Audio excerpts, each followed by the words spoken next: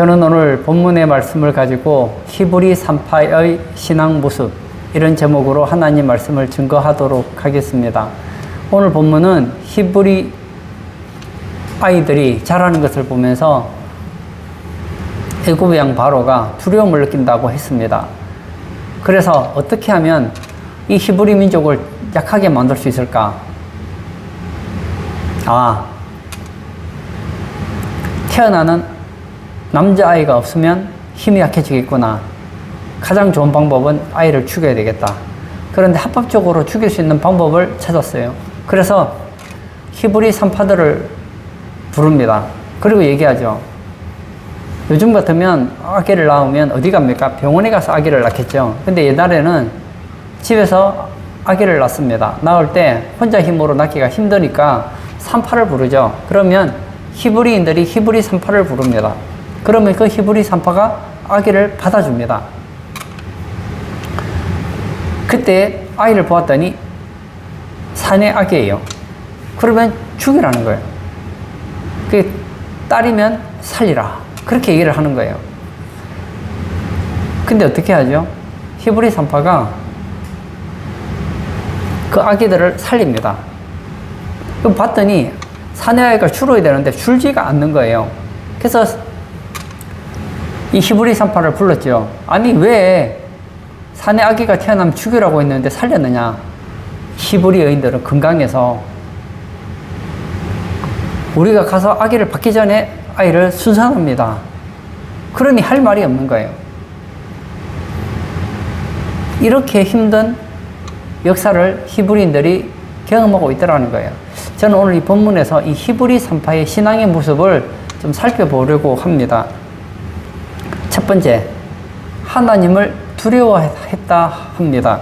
17절을 한번 제가 읽도록 하겠습니다.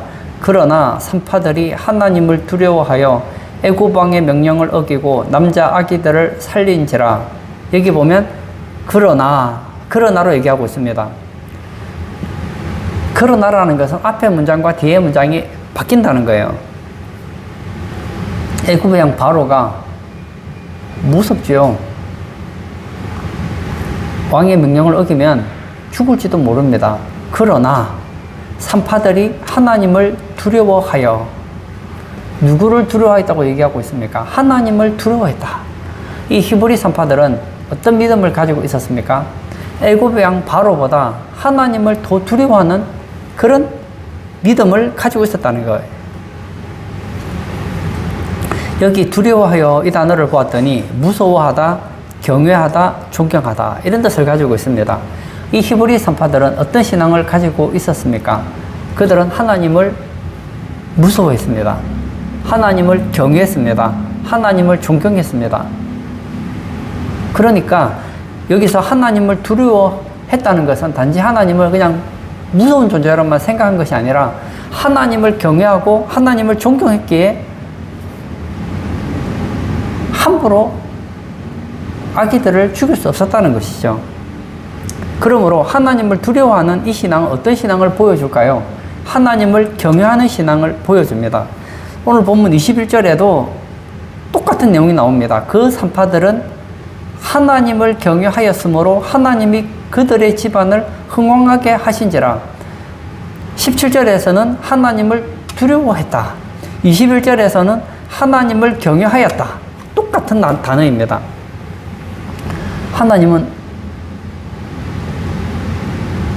하나님을 경외하는 자를 내버려 두지 않으십니다. 이 히브리 산파들이 하나님을 경외했을 때 하나님은 그 집안을 흥왕하게 하셨다 얘기하고 있습니다. 신앙의 기본은 어디서 시작합니까? 여호와를 두려워하는 것에서 시작합니다. 좀 더 정확하게 말하면 여호와 경외 신앙에서 시작합니다. 우리가 신앙생활을 잘하느냐 못하느냐를 알아보는 방법이 있습니다. 그것은 나에게 여호와를 경외하는 신앙이 있느냐 없느냐입니다. 세상에 많은 사람들 중에 똑똑한 사람들 있죠. 지혜로운 사람들 있죠. 그런데 성경은 가르쳐 주기를 여호와를 경외하는 것이 지식의 근본이다. 여호와를 경외하는 것이 지혜의 근본이다 가르쳐 주고 있습니다. 여러분, 이 세상에 존재하는 것을 알려면 지식이 있어야 되죠. 그 지식의 근본에 누가 있어야 된다는 겁니까? 하나님이 있어야 된다는 거예요. 하나님을 경외할 때에 지식이 지식다워지는 거예요. 예수님께서는 이런 말씀하셨죠. 몸과 영혼을 지옥에 멸하시는 분을 두려워하라. 예수님 당시에 전 세계를 장악하고 있었던, 전 세계 패권을 장악했던 나라가 바로 로마 사람들이었죠. 로마가 전 세계를 장악하고 있었습니다. 로마 강력한 나라죠. 로마의 말을 어기면 여러 가지 불이익을 당할 수 있습니다. 심지어는 십자가에 죽을 수도 있습니다. 그러나 예수님께서는 그들을 두려워하지 말라는 거예요. 또 그 당시에 종교 지도자들을 보십시오. 얼마나 그들이 종교라는 이름으로 이스라엘 백성들을 힘들게 하고 괴롭힙니까? 그래서 유대의 그 구정과 율법과 전통을 가지고 유대인들을 얼마나 옥죄었는지 모릅니다. 유대인들이 생각할 때 이 종교 지도자들은 굉장히 무서운 존재들이었습니다. 그러나 예수님께서는 종교 지도자들 두려워하지 말아라. 아무리 그들이 할 수 있다고 해본들 그들이 할 수 있는 게 뭐가 있겠습니까? 기껏해야지. 종교 지도자들이 할 수 있는 것은 그 사람을 향하여 돌을 던져서 죽이는 그게 그들이 할 수 있는 전부예요. 뿐만 아니라 로마인들이 할 수 있는 최악이 무엇입니까? 십자가에 못 박아 죽이는 것, 그 이상은 없어요.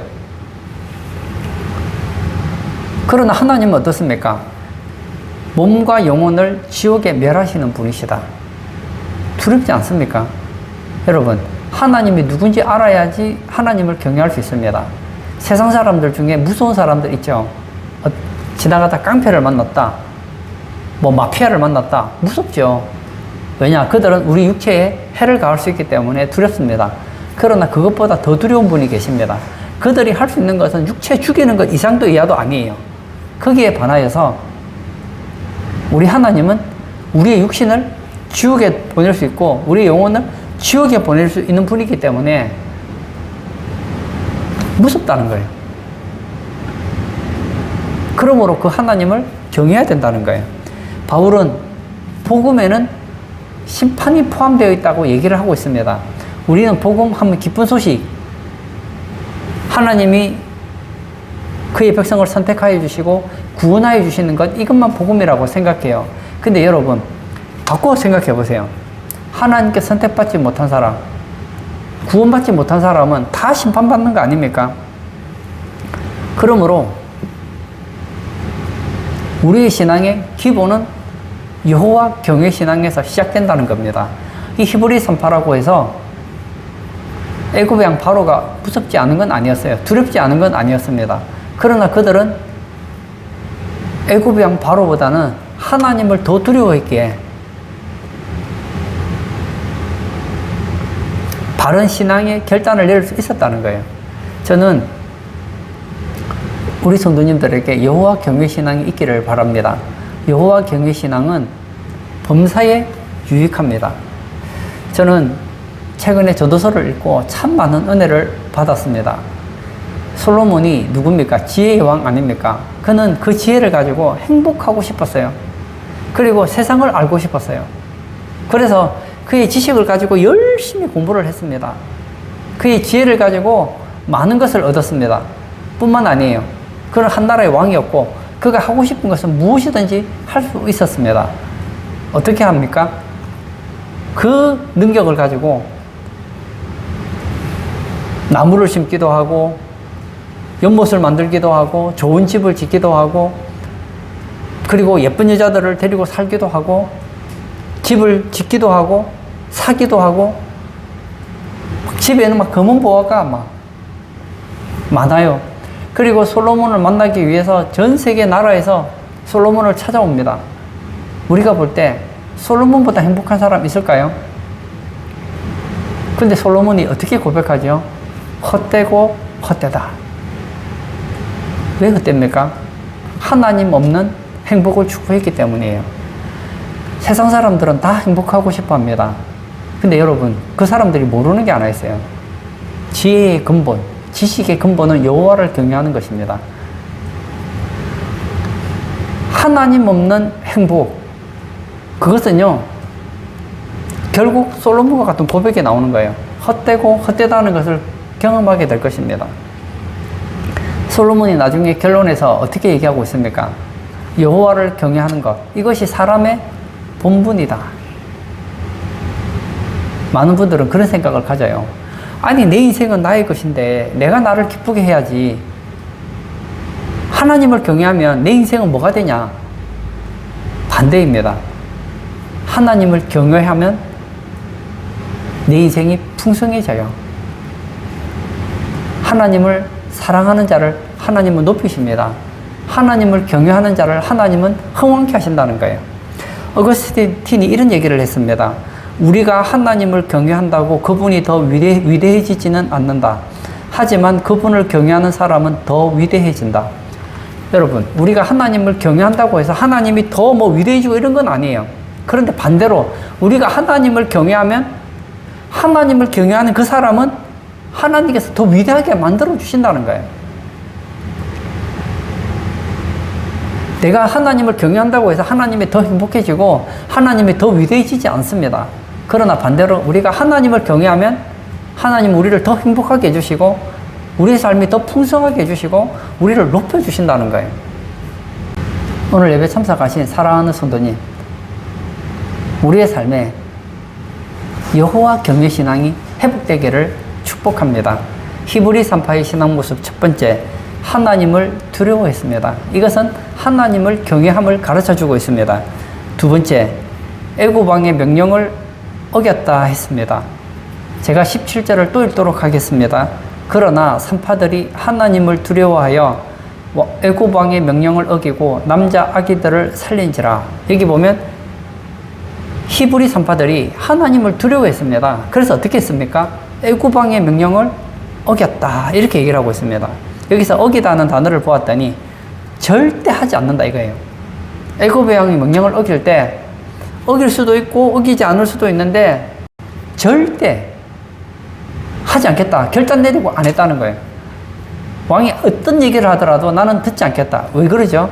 하나님을 애굽 왕 바로보다 더 두려워했기 때문에, 애굽 왕보다 하나님을 더 경외했기에 애굽 왕의 명령에 굴복하지 않았다는 거예요. 이것은 참 성도는 마귀에게 굴복하지 않음을 가르쳐 주고 있습니다. 이 출애굽기에 나와 있는데 애굽의 왕은 마지막 때에 적그리스도의 모습을 잘 보여주고 있습니다. 여러분, 적그리스도가 누구입니까? 마귀의 손과 발이 되어 역사하는 존재가 바로 적그리스도 아닙니까? 결국은 적그리스도가 하는 행동은 결국 누구의 행동입니까? 마귀의 마음을 개변하는 사람이 바로 적그리스도잖아요. 그러므로 애굽의 왕의 명령을 어긴다는 것은 마귀에게 굴복하지 않는 신앙을 가르쳐 주고 있다는 거예요. 참 교회의 특징은 마귀에게 굴복하지 않는다는 거예요. 즉 그리스도에게 굴복하지 않는 것을 가르쳐 주고 있습니다. 초대교회에서 예수님 믿는 예수님의 제자들이 복음을 전합니다. 얼마나 신나는지. 그런데 이것을 싫어했던 종교 지도자들이 있죠. 그들이 베드로를 부르죠. 그리고 얘기하죠. 앞으로 이런 짓 하지 마라. 앞으로 예수 전하지 마라. 앞으로 뭐 예수가 뭐 메시아라는 이런 헛소리 하지 마라. 계속 그런 소리 하면 가만 놔두지 않겠다. 이런 협박을 해요. 그러나 베드로는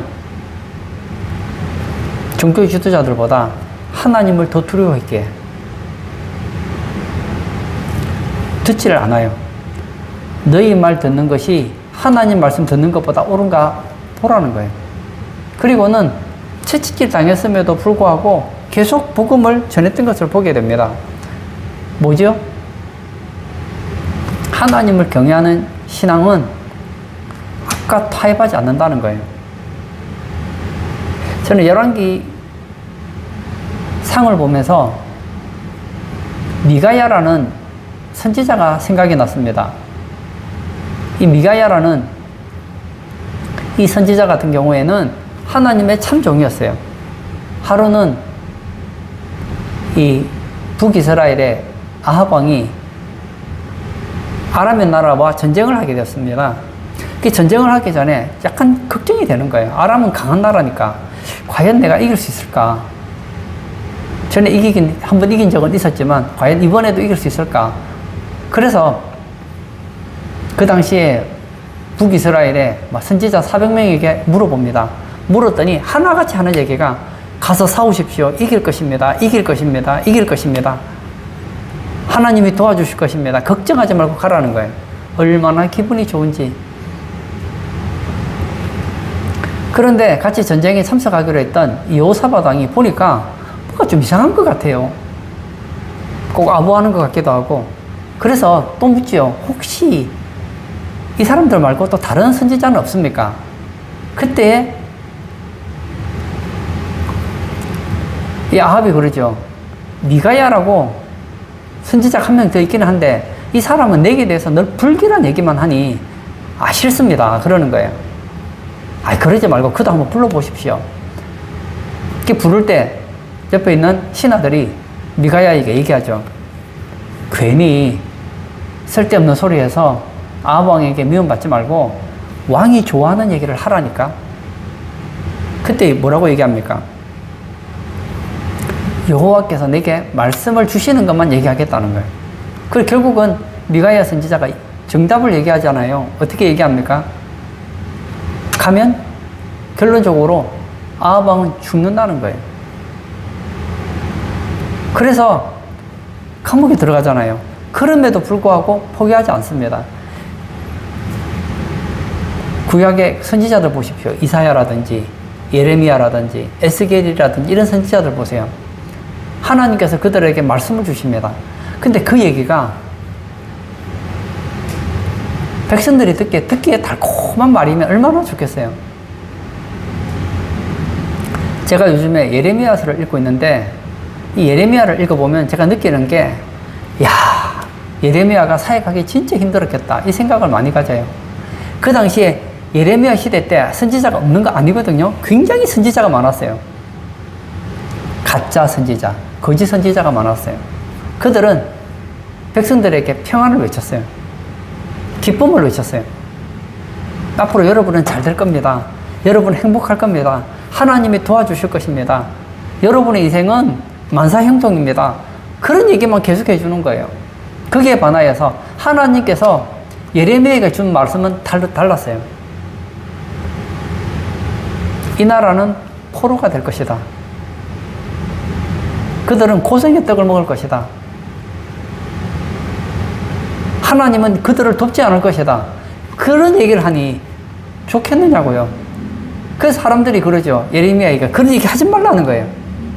듣기 싫은 말을 하지 말고 우리가 듣고 싶은 얘기를 해달라는 거예요. 참 선지자는 사람이 듣고 싶은 얘기를 하지 않습니다. 오늘날 이 강단이 참 위험해졌습니다. 왜냐? 여러분 밖을 보세요. 이 밖이 어떤 세상입니까? 종교 다원주의 시대잖아요. 모든 종교에는 구원이 있다고 얘기하는데 이 강단에서 예수 외에 구원이 없다고 얘기하면 세상에서 뭐라고 하겠습니까? 제가 인기가 없는 설교자라서 아무 문제가 안 되겠지만 만약에 신문사에서 제 설교를 오늘 제가 하는 이 설교를 신문에 낸다. 아마 저는 박살날걸요? 저런 엉터리 목사가 어디냐?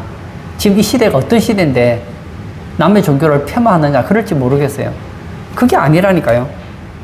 하나님을 두려워하니까 애굽의 왕 명령을 어기는 것이죠. 오늘 예배 참석하신 사랑하는 성도님, 여호와를 두려워하는 자는 마귀에게 굴복하지 않습니다. 악에게 굴복당하지 않습니다. 종교개혁을 했던 루터 아시죠? 그가 유폐된 비텐베르크 성의 벽과 기둥에 잉크 자국을 남긴 것을 사람들이 알게 되었습니다. 그 배경을 보았더니 이 루터가 비텐베르크라는 성에 유폐가 되었습니다. 그때 굉장히 힘들었대요. 근데 사탄이 계속 찾아와서 유혹을 했다는 거예요. 이 괴롭고 답답한 유폐 생활을 청산하고 차라리 타협해서 여생을 평안히 지나는 게 어떻겠느냐 하고 사탄이 계속 유혹을 했다는 거예요. 그때마다 사탄아 물러가라 하면서 잉크병을 벽이나 기둥에 던졌다는 거예요. 그리고 루터가 했던 유명한 말이 있습니다.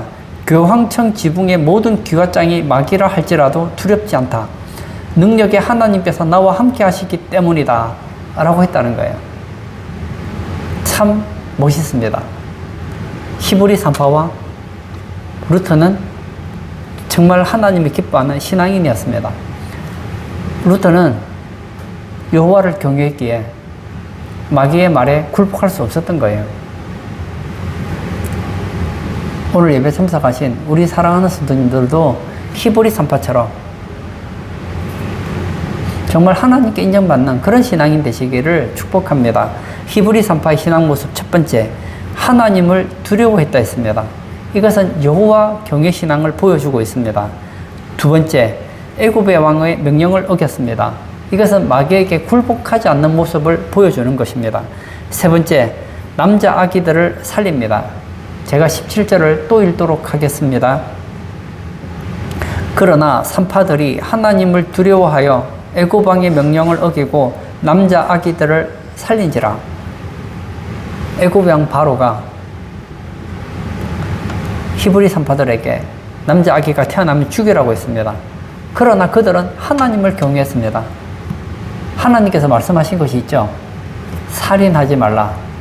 더군다나 히브리인들은 하나님이 택한 백성이에요. 근데 죽일 수가 있을까요?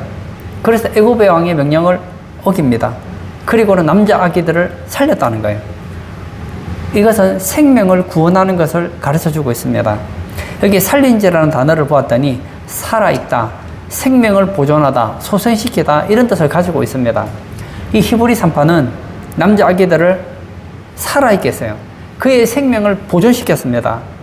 죽게 된 그 아이들을 소생시켰다는 거예요.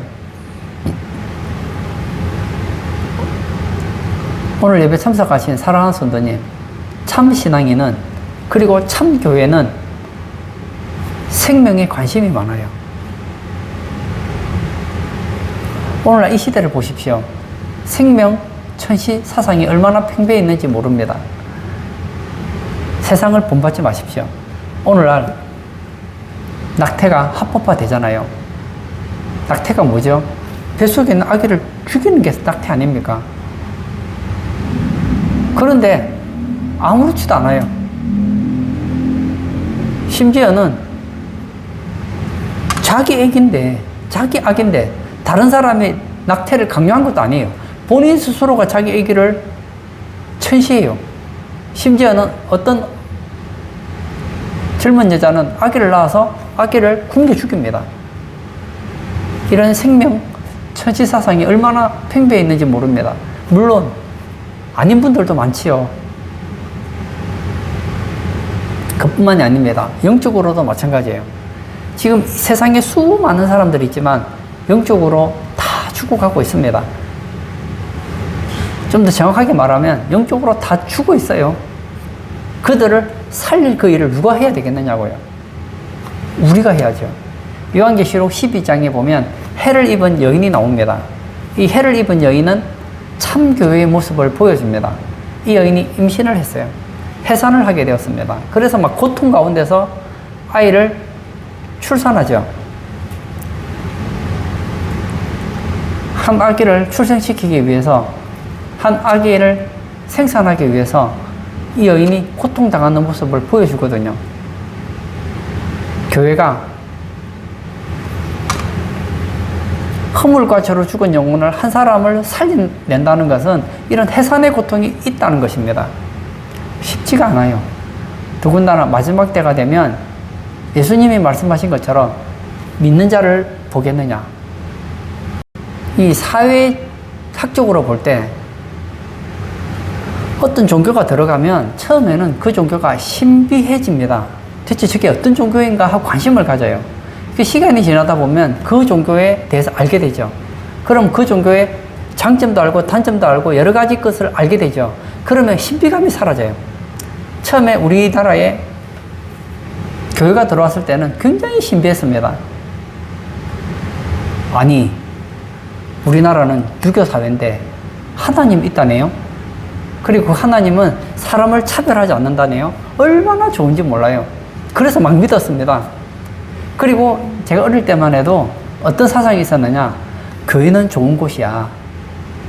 교회 가면 뭘 배워도 좋은 걸 배우지. 그래서 안 믿더라도, 나는 예수 안 믿더라도 자식들을 교회로 보냈어요. 교회에 대한 좋은 이미지가 있었기 때문이죠. 그러나 마지막 때가 되면 달라집니다. 이 사탄이 TV 매체를 통해서, 언론을 통해서, 그리고 적그리스도 사상을 가진 사람들을 통해서 교회에 대해서 나쁜 이미지를 막 심어주는 거예요. 교회에 대해서 잘 몰라요. 모르는데 그냥 교회는 싫대요. 이유가 없대요. 그냥 교회는 싫대요. 내가 교회가 싫으니 내 자식을 교회를 보내겠습니까? 제가 아는 한 목사님이 학교 옆에 교회가 있대요. 그래서 자기 교회 앞에서 뭐 먹는 것 같은 거 해서 애들 나눠주면서 전도를 하는데 지나가던 학부모님들이 막 그렇게 항의를 한답니다. 왜 학교 앞에서 이런 짓을 하느냐는 거예요. 그래서 학교 앞이 아니고 교회 앞에서 하는 것이다. 교회 앞이 학교 옆이니까. 그 어머니는 자기 자식을 위해서 이런 나쁜 종교를 믿어서는 안 된다고 생각했는지 모르겠어요. 근데 그게 아니라니까요. 반대로 되어야 돼, 사실은. 교회에서 예수님 얘기 안 하면 세상 사람들이 와서 제발 우리에게 예수님 얘기 좀 전해주세요. 우리에게 생명을 얻도록 좀 도와주세요. 그래야 되거든요. 근데 바뀌었잖아요. 우리가 그들 지옥 갈 영혼들 천국 가게 해주겠다는데, 마귀 자녀들을 하나님 자녀 되게 해주겠다는데, 이 헛된 인생 세상 살아가는 동안에 보람있고 값지고 행복한 인생을 살도록 도와주겠다는데 그들은 거절하거든요. 그래서 어떻게 해야 됩니까? 이런 해산의 고통을 감당하는 것이 마지막 때 교회의 모습이라는 거예요. 한 가족을 예수님께 전도하는 것도 보십시오. 내가 내 남편 왜 전도해야 됩니까? 난 예수 믿고 구원받았는데 내가 전도 안 해도 돼요. 내 자식들 전도 안 해도 돼요. 우리 부모님들 전도 안 해도 돼요. 난 어차피 구원받고 천국 가는데요. 근데 왜 그렇게 우리가 애간장을 태우면서 전도하려고 몸부림치고 그 영혼을 위해서 기도합니까? 그들을 사랑하기 때문이에요. 내가 사랑하는 남편, 내가 사랑하는 자녀, 내가 사랑하는 부모님이 이렇게 살다가 죽으면 끝이니까. 둘째 사망에 빠지니까요. 영원한 지옥불에 떨어지니까요. 견딜 수가 없는 거예요. 교회는 어떤 곳입니까? 생명을 구원하는 곳이라는 거예요. 1차적으로 우리는 육신의 생명도 소중하게 여겨야 됩니다. 우리 주변에 보면 조금 힘들면 자살하는 분들이 계십니다. 저는 그분들에게 얘기하고 싶어요. 절대 죽지 마세요. 힘들다고요? 아무리 힘들다고 해도 지옥보다는 이 땅이 훨씬 낫습니다. 여러분, 예수 안 믿으려면 이 땅에서 할 수 있으면 하루라도 더 사는 게 좋아요. 그리고 예수 믿는 분들이라면 저는 얘기하고 싶어요. 자살하지 마세요. 힘들고 어려울수록 예수님 한번 붙잡아 보세요. 주님 안에 생명이 있습니다. 예수님 안에 풍성함이 있습니다. 수고하고 무거운 짐진 자들아 다 내게로 오라. 내가 너희를 쉬게 하리라. 이제 신앙생활 대충 하지 마시고 한번 예수님 붙잡고 예수님 중심으로 한번 신앙생활 해보세요. 저는 예수님 믿고 신앙생활 해보니까요, 예수 믿는 게 너무 좋던데요. 뿐만 아니라 생명을 소중하게 여겨야 됩니다. 이 시대에는 생명을 천시하는 경향이 많은 것 같아요. 할 수만 있다면 하나님이 주신 그 자녀들 낙태시키지 마시고, 내가 하나님 주신 그 자녀들을 사랑으로 잘 생명을 보존하는 그런 우리 성도님 되시기를 축복합니다. 저는 오늘 히브리 3파의 신앙의 모습 3가지를 나누었습니다. 그들은 하나님을 두려워했습니다. 하나님 경외하는 신앙이 있었다는 거예요. 그래서 그들은 어떻게 합니까? 애굽의 왕 바로의 명령을 거절합니다. 그리고 아기들을 살리죠.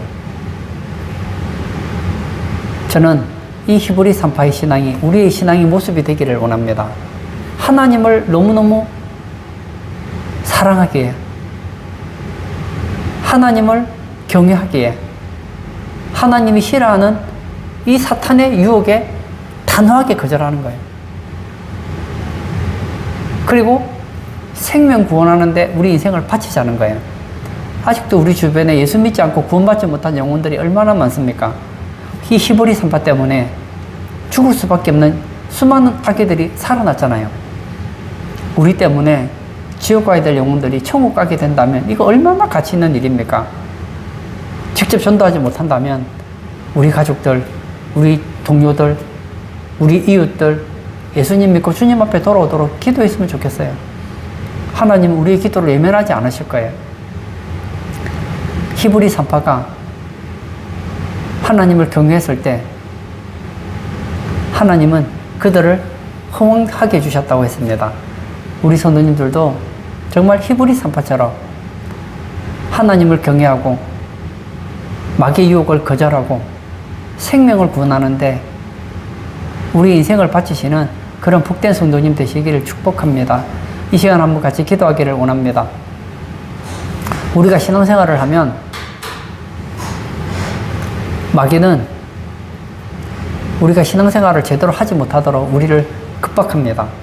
이 히브리 산파가 이 아기를 살린다는 것은 굉장히 두려운 일이었습니다. 왜냐하면 그 당시에 최고의 권력자가 바로 애굽의 왕 바로였기 때문입니다. 그 애굽의 왕 바로의 명령을 거절하면 어쩌면 불이익을 당할 수도 있고 죽을 수도 있었습니다.